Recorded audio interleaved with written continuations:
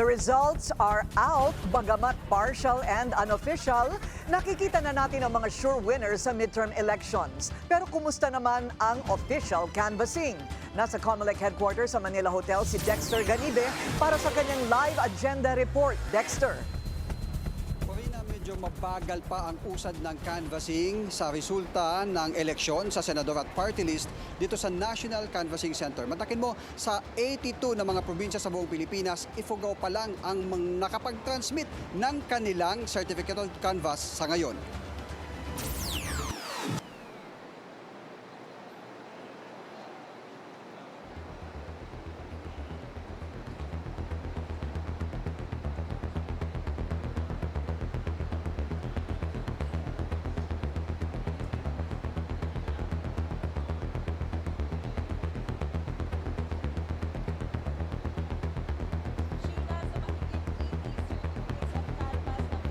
Corina, alam mo sa maghapon, kasama sa mga Certificate of Canvass na natapos ng makanvas ng National Board of Canvassers ay yung local absentee voting, Baguio City, Ifugao at 27 na mga COC mula sa overseas absentee voting. O may kabuuan yan na 30 na mga COC sa buong maghapon. Mayroon ngayong 175 na kailangang matapos ng National Board of Canvassers na makanvas bago sila makapagdeklara ng mga winning candidates sa pagkasenador at sa party list. Corina? So Dexter, wala pa palang kompleto na COMELEC official count, ano? Pero ano naman ang latest partial and unofficial tallies ng senatorial at saka yung party list race? Ito, puntahan muna natin yung partial and unofficial count. As of 5 p.m., ito yung mga nangungunang senador. Siyempre nariyan, nangunguna pa rin ang re-electionist na si Senador Bongo na mayroong 26,479,889. Pumangalawa si dating Senador Bam Aquino na mayroong 20,631,471 votes. Pangatlo ang re-electionist na si Senator Bato de la Rosa sa 20,257,302 votes. Pasok sa number 4 si dating DSWD Secretary Erwin Tulfo sa 16,809,923 votes. Panglima si dating Senador Kiko Pangilinan na mayroong 15,083,787.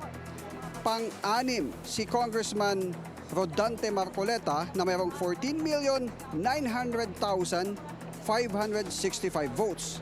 Pampito si dating Senador Ping Lacson sa 14,853,079 votes.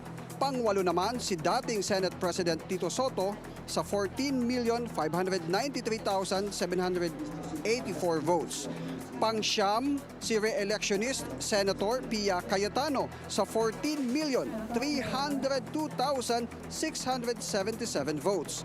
Pang-sampo si House Deputy Speaker Camille Villar sa 13,354,035 votes. Pang-11 ang re-electionist na si Lito Lapid, 13,113,709 votes. At pumasok sa pang-12 ang re-electionist na si Amy Marcos sa 13,032,210 votes. Dakuan naman natin ang partial and official tally para naman sa mga party list. Nangunguna pa rin ang Akbayan na mayroong 2,750,354 votes.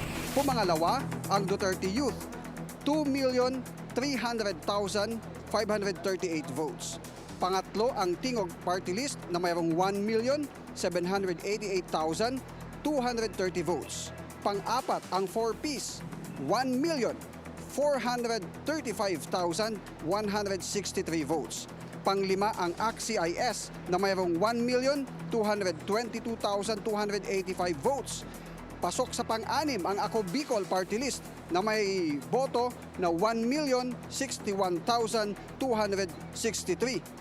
Pumasok din sa pampito ang Uswag Ilonggo na mayroong 772,685 votes. Pangwalo ang Solid North Party, 753,799 votes. Pangsyam ang Trabaho Party List sa 647,635 votes. Pasok din sa number 10 ang Sibac na mayroong 587,689 o 587,689 votes. Panglabing isa ang PPP, 570,232 votes. At panglabindalawa ang Senior Citizens sa 569,744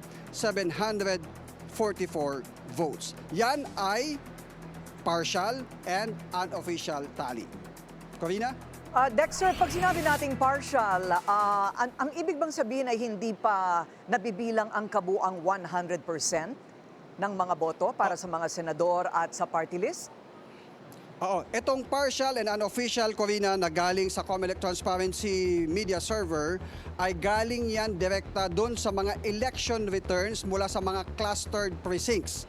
Na sa ngayon, as of 5 p.m.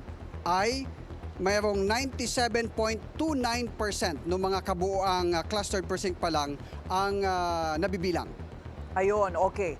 Hindi ko lang masigurado, kailangan ba ilan ang boto ng isang party list para magkaroon ng 2 seat imbis na isa lamang? Ito yung paliwanag sa atin kanina ni Attorney Rex Laudianco, ang tagapagsalita ng COMELEC.